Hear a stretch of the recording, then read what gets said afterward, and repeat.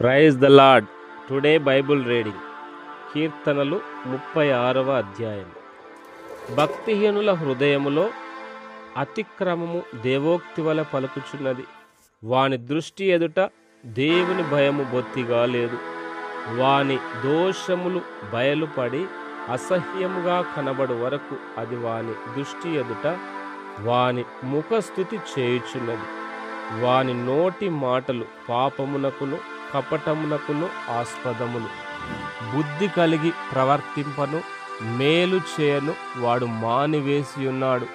వాడు మంచం మీదనే పాపయోచనను యోచించును. వాడు కాని నడతలు నడుచువాడు. చెడుతనము వానికి అసహ్యము కాదు. యెహోవా, నీ కృప ఆకాశమునంటుచున్నది. నీ సత్య సందత్వము అంతరిక్షమునంటుచున్నది. నీ నీతి దేవుని పర్వతములతో సమానము. నీ న్యాయ విధులు మహాగాధములు. యెహోవా, నరులను జంతువులను రక్షించువాడవు నీవే. దేవా, నీ కృప ఎంతో అమూల్యమైనది. నరులు నీ రెక్కల నీడను ఆశ్రయించుచున్నారు. నీ మందిరం యొక్క సమృద్ధి వలన వారు సంతృప్తి నొందుచున్నారు.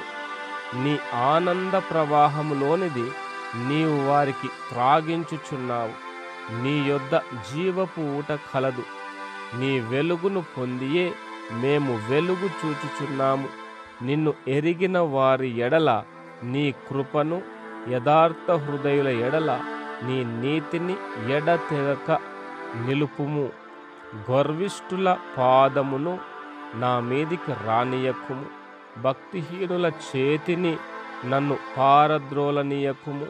అదిగో, పాపము చేయువారు అక్కడ పడియున్నారు. లేవలేకుండా వారు పడద్రోయబడి ఉన్నారు. ఆమేన్. God bless you.